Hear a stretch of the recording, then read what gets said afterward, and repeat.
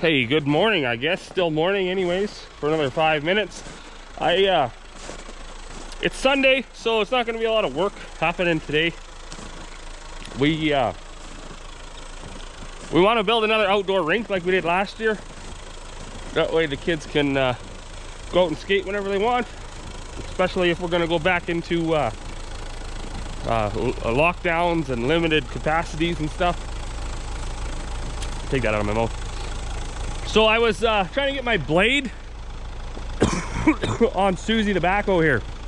So if you watched from before, I bought a blade like this at an auction sale. This one's kind of banged up. It needs some welding. But the blade I bought at the auction sale was a Degelman blade just like that. And it had this adapter built to go on a skid steer. Well, we bought that skid steer attachment bracket for our backhoe so we can handle all the skid steer attachments with the backhoe. So I thought, well, I'll put this 10-foot smashed up blade on the backhoe because it's only for cleaning up windrows and stuff. I don't plow snow with it. And then the heavy duty blade that I bought at the auction sale, which is in really good shape, it's actually 12 feet, so 2 feet bigger, I put that on the tractor. So I was fighting for like an hour and a half trying to get that on there. And part of the reason I was fighting it is because it's bent up a bit, so the pins don't go in. You can see this pin here actually hasn't even dropped all the way in yet, and it's because this is all bent up and damaged. You know, you see a big crack right here, but it's okay for now. So last year when we did this, we plowed a spot and then I put basically some silage plastic down. But as the snow started melting and it got into spring, that was gonna stay here forever, and Corey brought the backhoe out and tried to beat away at it because this is our lawn and we didn't want a big dead spot here all summer. So pretty much destroyed the silage plastic, and it was a lot harder to dig it up because the silage plastic was on there. So this time I'm gonna plow a bigger spot than I did last year, and I'm not gonna put silage plastic down. If anybody out there builds rinks, I don't know if this is gonna work. This will be, last year was my first attempt. This year is gonna be my second attempt. Almost everything that I watched and researched, they want you to lay some sort of a tarp down, but I don't know if that's maybe more of a situation where they pay for water and stuff, because you know, you start to flood an area this size, if you had to pay for water, maybe, you know, like I don't care if some of it goes away. I'm gonna fill up my big 1,200 gallon tank, gonna get my 2-inch water hose with the fire nozzle on there. Once I get this area all smoothed out, hopefully I'm able to backblade enough snow so it stays white. It's minus 18 right now, so if I get it all smooth and get it all white and I come out here and I put a nice mist of water over it, I'm hoping that will freeze hard enough and then I can just keep adding water to it. That's the plan anyways. Don't know if it's gonna work, but I'll get back to it here. I gotta plow close enough to the kids' playhouse because we run an extension cord and there's lights on there, the lights in there, and we stick a heater in there, and it actually makes a shack that we can put our skates on. So I gotta get that, plow the snow away from there, plow a path around. That's our fire pit right there. It's nice to have the fire going, come out here and have a little bit of a skate. It's all right just right off the deck, so really close. We do have some dugouts and stuff around the property, obviously, and that would be an easier, probably more intelligent way, is just to either cut a small hole in the ice and flood it with the water, or take water up and flood it, because that's already a big, but you know, that's up there. And then you know, you can be definitely cautious about it. Lots of people ice fish, lots of people do a lot of things, but it just adds a little bit more of a risk element of, you know, is the ice strong enough, or is it rotten, or is it, you know, here, you know, if you break through the ice, you're only going to the lawn. So anyways, I'll get at this and get moving some snow.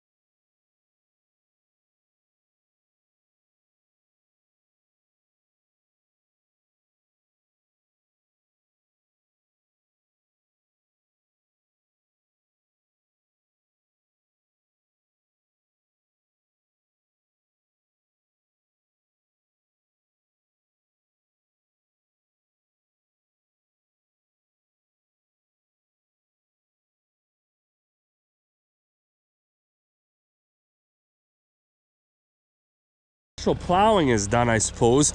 I got to I got to get back in here. Excuse me. And blade some of this out. So the one problem with this lawn is it's pretty high over there and it's pretty low over here.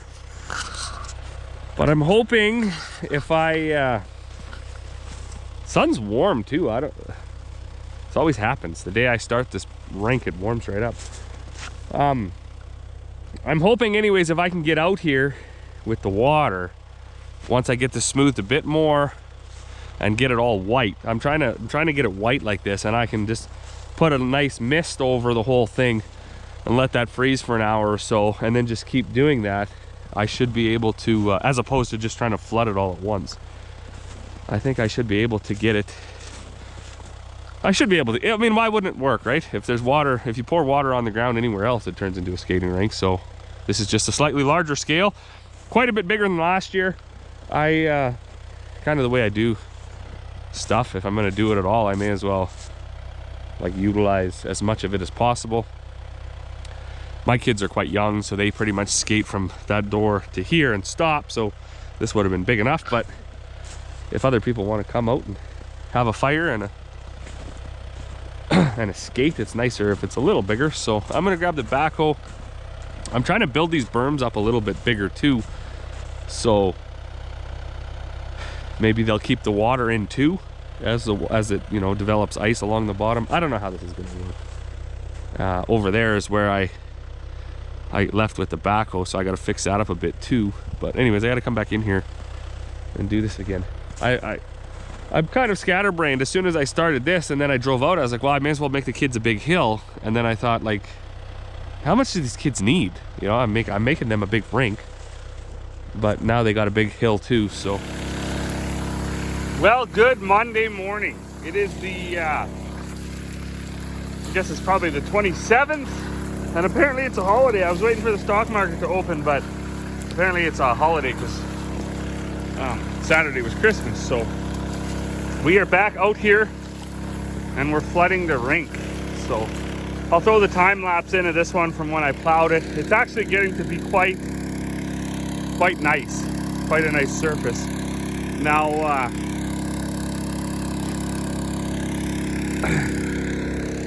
I got a bit of an issue now with it being so cold. Up here is a high spot, so I don't actually want to add a whole bunch of ice or water to here. I want the water to go here, which you can see it is flowing that way, and then gradually flow down to there. That's the lowest spot. It's probably about 10 inches deep already of ice, and the ice is super slippery. So it's working very well, and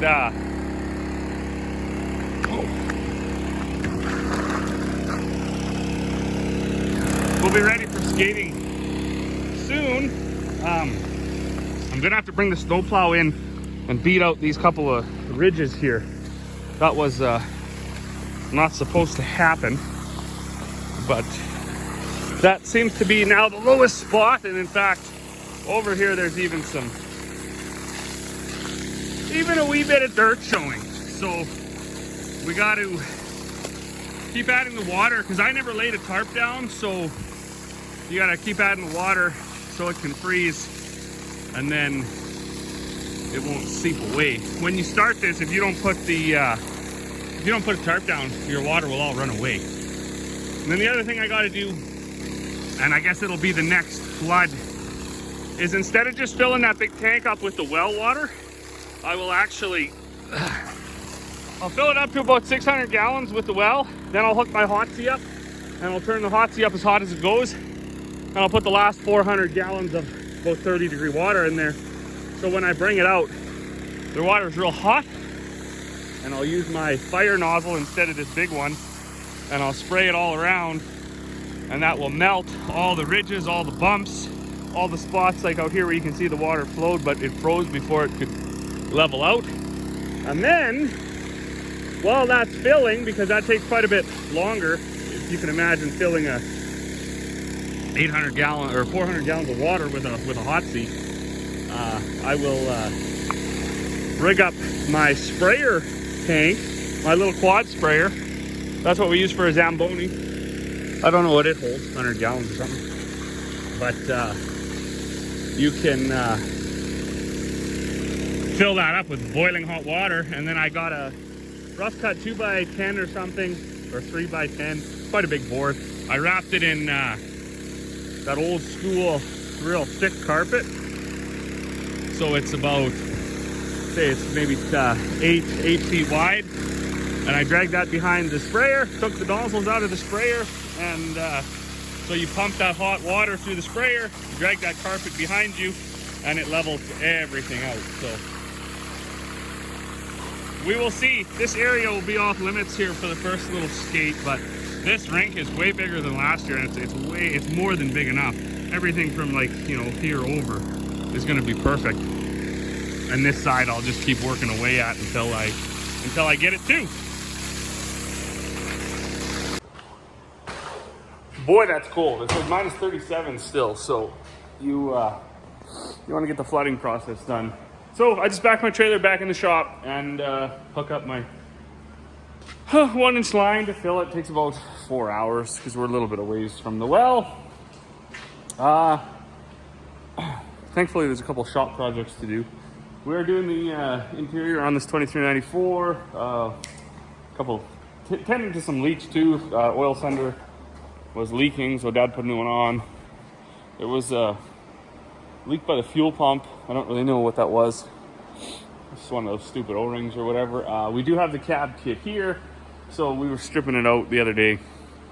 I'm gonna do that too. But while nobody's coming for feed today, nobody's coming for molasses, the exhaust gasket is no good on this backhoe. The bolt was actually, it's only finger tight, so I don't know when that backed off. So I'm gonna take this hood and stuff off. It's definitely a day to work inside. So we're gonna get this hood peeled off and see if I can get those exhaust manifold bolts out without breaking them, and we'll go from there. But yeah, as I was saying out there with the rink, if you I think if you don't lay a tarp down, or if you don't lay some sort of plastic or some sort of barrier between the ground and the first flooding of water, you need to what you do is you need to make a nice mist first. It's better, I think, too, to leave some snow cover there and then let that freeze up. So I think I'm probably around 20 times with this 1,200 gallon tank flooding that. And I know some people too, I've watched them, they'll just take and they'll throw the hose in there and fill it up like a pool. That's actually not the best. You want to give that ice time to freeze in layers. So I think one dump of this doesn't even cover the whole thing. It only covers like half of it before it starts to freeze. So you end up with all these ridges, right, where the water was flowing and then it froze. So it's like a little bit. But as I said, probably this time, once I get about 600, 700, 800 gallons of water in here, I'm gonna fire up my Hotsy, run all the hose in there, and just turn it right on to steam.